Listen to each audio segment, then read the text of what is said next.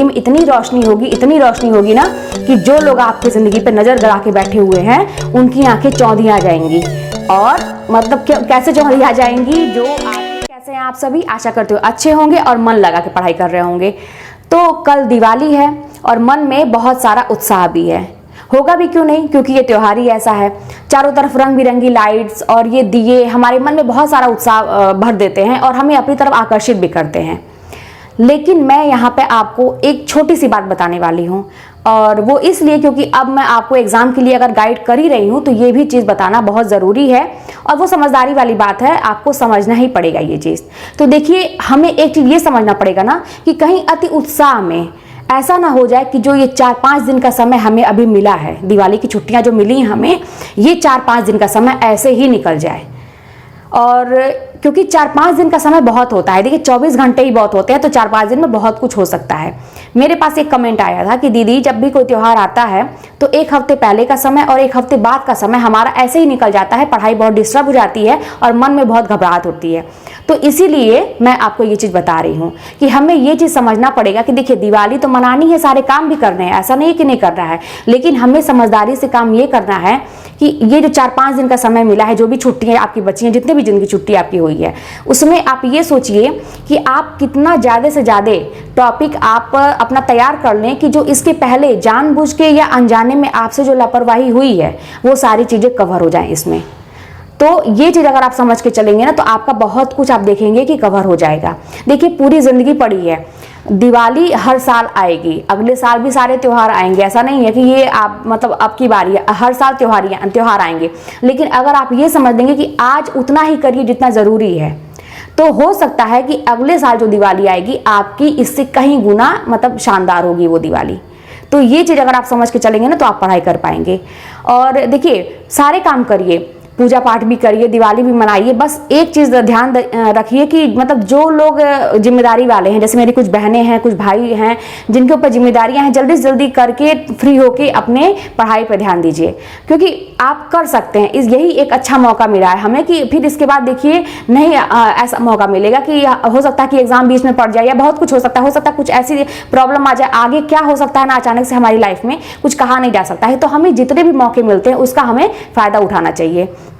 देखिए, ये चीज़ मैं क्यों बता रही हूँ, क्योंकि इसके पहले मेरी भी लाइफ में बहुत सारे मतलब त्यौहार ऐसे ही हर साल आते थे त्यौहार, लेकिन वो बात नहीं रहती थी। मैं क्या करती थी ना कि बस एक जो कहा कि ना कि जितना जरूरी होता था उतना ही काम करती थी, वो बात नहीं रहती थी कि मतलब कि त्यौहार मनाना है, जितना जरूरी था उतना ही मैं करती थी, एक मतलब जिम्मेदारी जो था वो पूरा कर देती थी।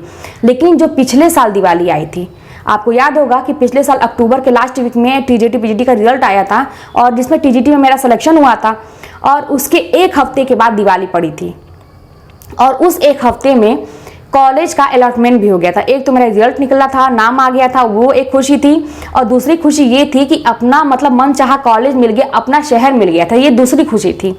तो पिछले साल की जो मेरी दिवाली थी ना, वो कहा जाए मेरी ज़िंदगी की पहली दिवाली थी, और वो बहुत ही शानदार दिवाली थी, यादगार दिवाली थी मेरी।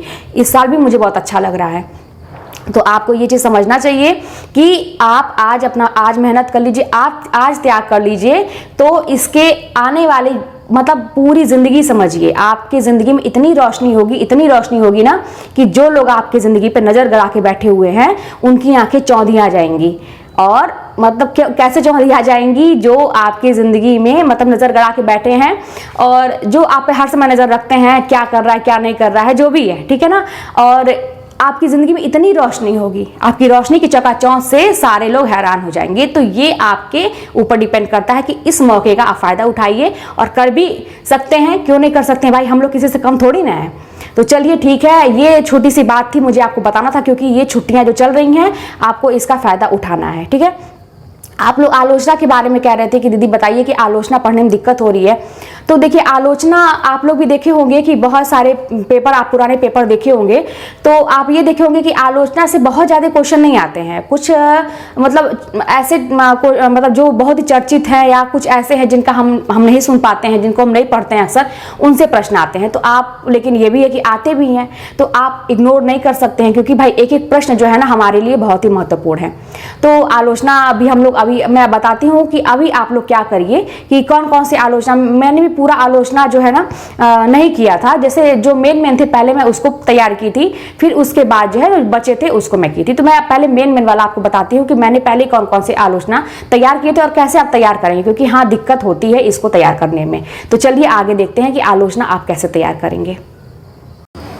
देखिए यहाँ पे हिंदी आलोचना का विकास जो है यहाँ से शुरू होता है। सरसी पांडे की किताब है, यहाँ पे इंपॉर्टेंट चीज़ें आपको मिल जाएंगी और इसके अलावा भी अगर आपको मटेरियल मिलता है तो आप उसको भी पढ़ सकते हैं। ठीक है, अब यहाँ पे जितनी भी चीज़ें ये सब दी हैं, ठीक है ना, ये सारी चीज़ें भारतीय हिंदू युग का है, तो इसमें इंपॉर्टेंट चीज़ें हैं, ये तो आपको पढ़ना ही पढ़ना है। इसी तरह द्विवेदी युग का है, तो ये सब भी देखिए मैंने पढ़ा है अच्छे से, ये सब भी आपको पढ़ना है। यहाँ भी जितने देखिए सब इसमें नवरत्न वाला, हिंदी नवरत्न में ये जो आते हैं लोग, इनको देख लीजिए कि कवियों को स्थान दिया है। ठीक है, अब उसके बाद हिंदी नवरत्न में मेष बंधुओं ने सर्वप्रथम देव बड़े के बिहारी है ना विवाद को प्रारंभ किया था। ये बहुत इंपॉर्टेंट है, अक्सर मतलब ये क्वेश्चन पूछता है। तो अब यहाँ पे ये चीजें, ठीक ना, मतलब यहाँ पे जितनी भी चीजें हैं आपको पढ़ना है। ये देखिए अब वन लाइनर है ना, ये सारी चीजें, मतलब वन लाइनर क्या एक एक मतलब बस रचना है। तो जैसे ज्वाला स्वरूप का है क्या, रुद्र पिंगल। ठीक है, तो ज्वाला स्वरूप रुद्र पिंगल आप याद कैसे करेंगे, वही तरीका है जैसे मैं बताई हूँ दिमाग में बैठाने का तरीका, कि जैसे मान लीजिए ज्वाला स्वरूप रुद्र पिंगल, रुद्र मान लीजिए मैं शंकर भगवान को समझ लेती थी रुद्र, और ज्वाला तो मैं ज्वाला से शंकर भगवान को रिलेट कर लेती थी, तो मतलब तुरंत ज्वाला स्वरूप जैसे ये बोलती थी तो रुद्र पिंगल। अब ये नाम कैसे याद होगा, आपको कई बार रिवीजन करना है। तो इस तरह से कोई भी चीज़ पकड़ के आप जो है बैठा सकते हैं दिमाग में अपने। तो ये देखिए सारी चीज़ें ये आपको इंपॉर्टेंट है, सब पढ़ना है। ठीक, कोई घबराने की जरूरत नहीं है, आप बस रिवीजन करते जाइए, रोज रोज दोहराइए और समझ के ना अपने आप याद हो जाएगी चीजें। शुक्ल युग, अब यहाँ पे शुक्ल युग आ जाता है, तो रामचंद्र शुक्ल का देखिए प्रथम सैद्धांतिक आलोचना, काव्य में रहस्यवादी, सब शुक्ल युग मतलब जो तो इम्पोर्टेंट है ही।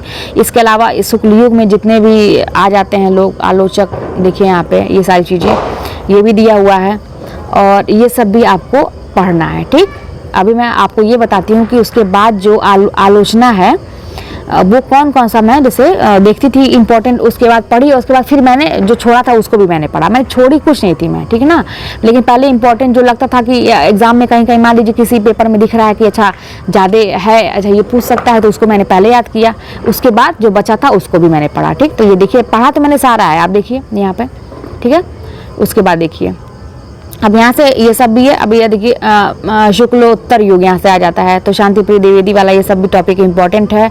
और यहाँ से देखिए अब मैं बताती हूँ आपको, देखिए यहाँ पे आपको दिख रहा होगा एक मैंने यहाँ पे छोटा सा गोला बनाया है डॉट टाइप का और एक निशान लगाया, देखिए यहाँ भी आपको दिख रहा है। तो यानी कि ऐसे मैं निशान लगा लेती थी अपने समझने के लिए कि ये पढ़ना ही पढ़ना है। जैसे नंद दुलारी वाजपेयी इंपॉर्टेंट है, आपको पता ही है कि पूछता है, नगेंद्र पूछेगा ही पूछेगा, मान लीजिए पूछ सकता है, इंपॉर्टेंट है ना ये लोग, तो इन लोगों का मैंने जरूर से याद किया था। अब मान लीजिए ना, एक तो इन लोगों के मिलते जुलते नाम है सारे के, है ना, मतलब आलोचनाओं के, तो कंफ्यूजन होती थी, तो मैं याद कैसे करती थी। अब नंदलाल वाजपेयी का मान लीजिए 13 है, तो 13 कैसे याद होगा, तो वही चीज़ है कि मैं 2-2 का 3-3 का पेयर बना के या 4-4 का पेयर बना के, जैसा मुझे समझ में आता था मैं उसको पेयर बना के पढ़ती थी। अब इसे मैंने दिया पहला हिंदी साहित्य 20वीं शताब्दी और दूसरा जयशंकर प्रसाद दिया है, तो मैं बोलती थी कि हिंदी साहित्य 20वीं शताब्दी जयशंकर प्रसाद हैं। ठीक है, हिंदी साहित्य 20वीं शताब्दी जयशंकर प्रसाद हैं और प्रेमचंद जो है वो आधुनिक साहित्य हैं। ठीक, अब देखिए हिंदी साहित्य 20वीं शताब्दी जयशंकर प्रसाद हैं, तो मैंने यहाँ पे पेंसिल से पॉज लगा दिया है। ठीक, यानी कि ये एक सेक्शन हो गया, इसको या ऐसे निशान लगा कर पढ़ेंगे ना तो आपके दिमाग में वो चीज़ें बैठती भी हैं, कोई निशान मार्क करते हैं आप। उसके बाद जैसे मान लीजिए यहाँ पे मैंने एक पॉज लगा दिया, ठीक, यहाँ पे फिर प्रेमचंद आधुनिक साहित्य, ठीक है, यहाँ पे एक पॉज लगा दी। फिर मैं बोलती थी महाकवि प्रेमचंद आधुनिक साहित्य हैं और महाकवि सूरदास क्या है, महाकवि सूरदास महाकवि निराला नई कविता लिखते हैं। ठीक है, फिर कवि सुमित्रा नंदन पंत जो है वो क्या करते हैं, रस सिद्धांत लिखते हैं। फिर साहित्य का आधुनिक युग क्या है, अब देखिए यहाँ पे मैं पूरा अच्छे से हटा के आपको दिखाती हूँ। तो यहाँ तक हो गया, अब यहाँ तक तो हो गया आपका। अब देखिए साहित्य का आधुनिक युग, यहाँ पे है ना साहित्य का आधुनिक युग आ रहा है, फिर तुरंत आधुनिक साहित्य से शुरू होता है, मतलब आधुनिक युग पे खत्म हो रहा है। साहित्य का आधुनिक युग आधुनिक साहित्य सृजन समीक्षा है। ठीक है, साहित्य का आधुनिक युग, आधुनिक है ना लास्ट में आ रहा है, साहित्य का आधुनिक युग आधुनिक साहित्य सृजन और समीक्षा है। ठीक, तो ऐसे 2 आपको तुरंत याद हो गया। अब देखिए उसके बाद रीति और शैली क्या है, नए साहित्य नए प्रश्न हैं। ठीक है, रीति और शैली क्या है, नए साहित्य नए प्रश्न हैं। तो इस तरह से करके जैसे मान लीजिए मैंने याद किया, तो नंदलाल वाजपेयी का हो गया, डॉक्टर नगेंद्र का हो गया, ये मतलब पहले आप लोग भी देख सकते हैं अपने हिसाब से अलग करिएगा, लेकिन मैं अपना बता रही हूँ कि मैं पहले इन लोगों को पहले पढ़ी थी, उसके बाद जो बचा था उसको मैंने देखा था। अब आचार्य हजारी प्रसाद द्विवेदी का आप जान ही रहे हैं कि इंपॉर्टेंट है, ये देखिए मैंने ऐसे निशान लगाया था। उसके बाद ये सब भी देखिए, ठीक है ना, जो मुझे लगता था कि पूछ सकता है, मतलब इम्पोर्टेंट है। मुझे कहीं कहीं जैसे किताब पढ़ते पढ़ते मान लीजिए घटना चक्र है और भी लेटेस्ट सीरीज मान लीजिए मैं पढ़ रही हूँ, बार बार ऐसे नाम मुझे दिख रहे हैं तो मुझे लगता था तो मैं पढ़ती जाती थी। ये सारा मैंने पढ़ा था, ठीक है ना, लेकिन मैंने बाद में पढ़ा था। ठीक, अब देखिए यहाँ से, और ये सब तो जैसे एक एक है ना इन लोगों का, तो इसको मैं अभ्यास करती थी रोज, ठीक ना। जैसे डॉक्टर रमाशंकर शुक्ल रसाल हिंदी काव्य शास्त्र का विकास, रसाल विकास, डॉक्टर रमाशंकर शुक्ल रसाल और हिंदी काव्य शास्त्र का विकास, ऐसे में तो थोड़ा सा टोन से भी मैं पकड़ती थी। डॉक्टर बलदेव प्रसाद मिश्र तुलसी दर्शन, ठीक है, और माता प्रसाद गुप्त तुलसीदास, तो माता तुलसी जी की हम पूजा करते हैं, माता है तो माता इस तरह से मैं रिलेट करके मतलब अपने हिसाब से, ठीक ना, ये सारी चीज़ें आपको पढ़ना है। ठीक, उसके बाद देखिए मार्क्सवादी या प्रगतिवादी आलोचना, तो ये आ गया आपका शिवदान सिंह चौहान का वाला टॉपिक। तो इम्पॉर्टेंट है कि शिवदान सिंह चौहान द्वारा लिखा भारत में प्रगतिशील साहित्य की आवश्यकता 1937 में शीर्षक निबंध को प्रथम मार्क्सवादी समीक्षा स्वीकार किया गया है। तो ये सारी चीज़ तो पढ़नी है। अब यहाँ पे देखिए रामविलास शर्मा आ जाते हैं, इनका भी मैंने निशान लगाया है, इनको मैंने पहले पढ़ा था। ठीक, मतलब इंपॉर्टेंट, देखिए यहाँ भी मैंने पॉज लगाई, ये निशान लगाया मैंने पेंसिल से, आप देख सकते हैं यहाँ पे यहाँ पे यहाँ पे यहाँ पे, ठीक है, क्योंकि ज़्यादा है 16 है ना, तो इसको कैसे याद करेंगे, तो इस तरह से छोटे छोटे भाग में उसको तोड़ के। फिर देखिए मुक्तिबोध का शिवदान सिंह चौहान भी, आपका नेमीचंद्र जैन भी इंपॉर्टेंट है। उसके बाद देखिए यहाँ पे नामवर सिंह का भी, विशंबर नाथ उपाध्याय, ठीक है। अब देखिए रमेश कुंतल मेघ भी और शिव कुमार मिश्र का भी हाँ मैंने निशान लगाया है। और देखिए उसके बाद हालांकि इंपॉर्टेंट तो विश्वनाथ तिवारी वारी का भी पूछता, धनंजय वर्मा, ये सब भी है। अब देखिए नंद किशोर नवल, मैनेजर पांडे, जहाँ देखिए पहले मैंने कौन सा पढ़ा था, शंभुनाथ, और यहाँ पे देखिए ये सब तो पढ़ना ही पढ़ना है आपको। फिर नई समीक्षा में अज्ञेय का, देखिए अज्ञेय का आ जाता है। उसके बाद आपका जो है ये देखिए ये आ जाते हैं आपके राम स्वरूप चतुर्वेदी, ठीक ना।